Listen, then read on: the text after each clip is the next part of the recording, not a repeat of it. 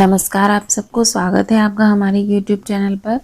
तो हमारी आज की इस वीडियो में मैं लेकर आई हूँ आपके लिए संविधान से संबंधित कुछ महत्वपूर्ण प्रश्न। ये प्रश्न बहुत हेल्प करेंगे आपको कॉम्पिटिटिव एग्जाम्स में, और इसके अलावा नॉलेज बेस से भी ये बहुत इम्पोर्टेंट है। तो चलिए शुरू करते हैं।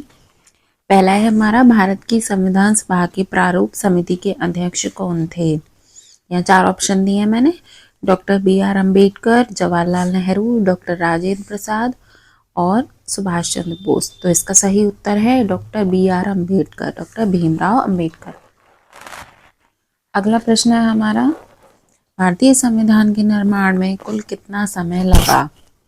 2 वर्ष 10 माह तथा 16 दिन, 2 वर्ष 11 माह 18 दिन, 2 वर्ष 11 माह 16 दिन, 2 वर्ष 9 माह 18 दिन। तो इसका सही उत्तर है 2 वर्ष 11 माह तथा 18 दिन। यहाँ पर आपको एग्जैक्ट दिन याद होना चाहिए इसका, तभी आप सही उत्तर कर पाएंगे। अगला है, संविधान सभा की प्रथम बैठक कब हुई? 9 दिसंबर 1945, 10 दिसंबर 1946, 9 दिसंबर 1946, 10 दिसंबर 1945। तो इसका सही उत्तर है 9 दिसंबर 1946, सी ऑप्शन हमारा। अब देखते हैं आगे, संविधान सभा का अस्थायी अध्यक्ष किसे चुना गया? तो संविधान सभा की अगर हम थोड़ी सी बात कर लें तो संविधान सभा को जब गठन हुआ तो उसमें एक अध्यक्ष को चुना गया। तो जो अध्यक्ष सबसे पहले चुना गया उन्हें अस्थायी अध्यक्ष कहा जाता है, लेकिन बाद में डॉक्टर राजेंद्र प्रसाद को संविधान सभा का स्थायी अध्यक्ष मुख्य रूप से नियुक्त कर दिया गया। तो यहाँ पूछ रहा है अस्थायी अध्यक्ष किसे चुना गया? Doctor BR Ambedkar, SC Mukherjee, Sachchidanand Sinha या डॉक्टर राजेंद्र प्रसाद। तो इसका सही उत्तर है हमारा सी ऑप्शन, सच्चिदानंद सिन्हा। यहाँ पर आपको बहुत ध्यान रखना है कि संविधान सभा का अस्थायी अध्यक्ष और स्थायी अध्यक्ष क्या पूछ रहा है, ठीक है। अगर सिर्फ अध्यक्ष पूछा तो फिर आपको डॉक्टर राजेंद्र प्रसाद ही लगाना है। अगला है, संविधान सभा का स्थायी अध्यक्ष किसे चुना गया? जैसे कि मैंने आपको भी बताया था, doctor BR Ambedkar, SC Mukherjee, doctor Sachchidanand Sinha या डॉक्टर राजेंद्र प्रसाद। तो इसका सही उत्तर है डॉक्टर राजेंद्र प्रसाद। अस्थायी अध्यक्ष थे हमारे डॉक्टर सच्चिदानंद सिन्हा और स्थायी अध्यक्ष डॉक्टर राजेंद्र प्रसाद। आगे बढ़ते हैं, संविधान सभा का, भारतीय संविधान का जनक किसे कहा जाता है? भारतीय संविधान का जनक, तो बहुत से लोग इसका उत्तर जानते होंगे शायद। डॉक्टर राजेंद्र प्रसाद, डॉक्टर BR अम्बेडकर, जवाहरलाल नेहरू या महात्मा गांधी। तो इसका सही उत्तर है डॉक्टर BR अम्बेडकर। आगे बढ़ते हैं, संविधान की प्रस्तावना में पंथ निरपेक्ष शब्द किस संविधान संशोधन द्वारा जोड़ा गया? 39वां संशोधन, 41वां संशोधन, 40वां संशोधन या 42वां संशोधन। तो इसका सही उत्तर है 42वां संशोधन। 42वें संशोधन द्वारा पंथ निरपेक्ष शब्द प्रस्तावना में जोड़ा गया। अब देखते हैं आगे, मूल संविधान में कितने अनुच्छेद व अनुसूचियां थीं? यानी कि अब तो इतने सालों बाद संविधान में कई बदलाव किए जा सकते हैं, किए जा चुके हैं, लेकिन ये पूछ रहा है मूल संविधान, यानी जब संविधान शुरुआत में बना तब कितने अनुच्छेद और अनुसूचियां थी। तो इसके ऑप्शन है 395 अनुच्छेद तथा 8 अनुसूचियां, 393 अनुच्छेद 12 अनुसूचियां, 396 अनुच्छेद 10 अनुसूचियां और 395 अनुच्छेद 12 अनुसूचियां। तो इसका सही उत्तर है 395 अनुच्छेद तथा 8 अनुसूचियां। शुरुआत में सिर्फ 8 अनुसूचियां थी।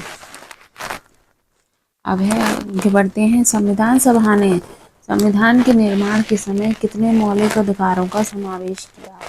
8, 6, 7 या इनमें से कोई नहीं। तो शुरुआत में थे 7, वर्तमान में 6 हैं। 44वें संविधान संशोधन द्वारा किस अधिकार को मौलिक अधिकारों की सूची से हटाया गया?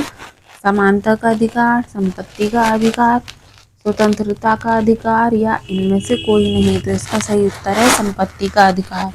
जब मौलिक अधिकार बनाए गए तो 7 अधिकार थे, जिनमें संपत्ति का अधिकार भी था। बाद में एक 7वें संपत्ति के अधिकार को इस सूची से हटा दिया गया। अब देखते हैं आगे, ग्रेनवेल ऑस्टिन ने संविधान की मूल आत्मा किसे कहा है? मूल अधिकार, नीति निर्देशक तत्व, ए एवं बी दोनों या इनमें से कोई नहीं। इसका सही उत्तर है मूल अधिकार और नीति निर्देशक तत्व यानी सी ऑप्शन, ए एवं बी दोनों।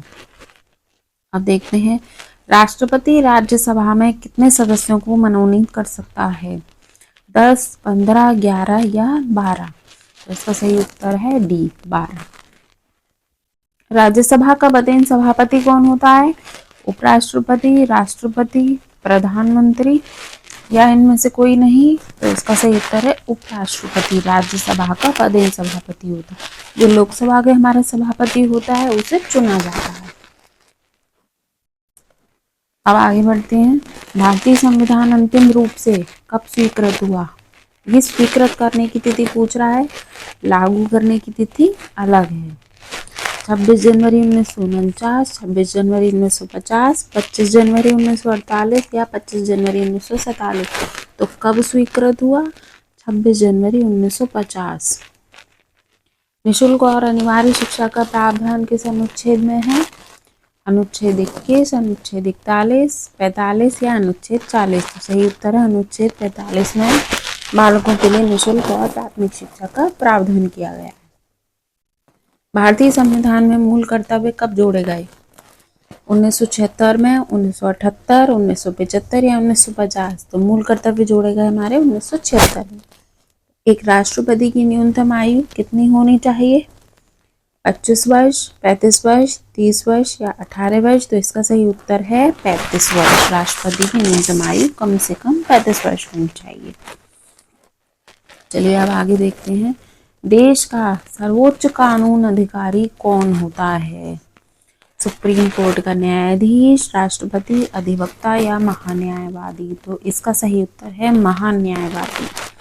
लोकसभा के सदस्यों की अधिकतम संख्या कितनी निर्धारित की गई है, 552, 558, 550 या 555। तो ये है 552। जिला न्यायाधीशों की नियुक्ति कौन करता है, मुख्यमंत्री, प्रधानमंत्री, राज्यपाल या इनमें से कोई नहीं। तो इसका सही उत्तर है राज्यपाल। संबंधित राज्य का जो भी राज्यपाल होगा वो न्यायाधीशों की नियुक्ति करता है अपने जिले में, किसी पर्टिकुलर जिले में। मंत्रिपरिषद किसके प्रति उत्तरदायी होती है, लोकसभा, विधान परिषद, मुख्यमंत्री या विधानसभा। तो मंत्रिपरिषद विधानसभा के प्रति उत्तरदायी होती है। इसका सही उत्तर है। भारत में आगे बढ़ते हैं। भारत में सिविल सेवा के जन्मदाता कौन है, civil services, Lord Cornwallis, Bhimrao Ambedkar, Satyendranath Tagore या सुभाष चंद्र बोस। तो इसका सही उत्तर है लॉर्ड कॉर्नवालिस। भारत में सिविल सेवा के जन्मदाता। देश की पहली महिला कोर्ट की स्थापना कब हुई, सन 2010, सन 1990, सन 2012 या सन 2015। तो इसका सही उत्तर है सी, सन 2012 में बंगाल में हुई थी। अब है इंडियन सिविल सर्विस में सफलता पाने वाले प्रथम भारतीय कौन थे, सत्येंद्रनाथ टैगोर, जगदीश चंद्र बसु, डॉक्टर भीमराव अम्बेडकर या सुभाष चंद्र बोस। इसका सही उत्तर है सत्येंद्रनाथ टैगोर, सबसे पहले सफलता पाई थी। मुख्य निर्वाचन आयुक्त की नियुक्ति कौन करता है, प्रधानमंत्री, राष्ट्रपति, निर्वाचन आयोग या महान्यायवादी। तो इसका सही उत्तर है राष्ट्रपति।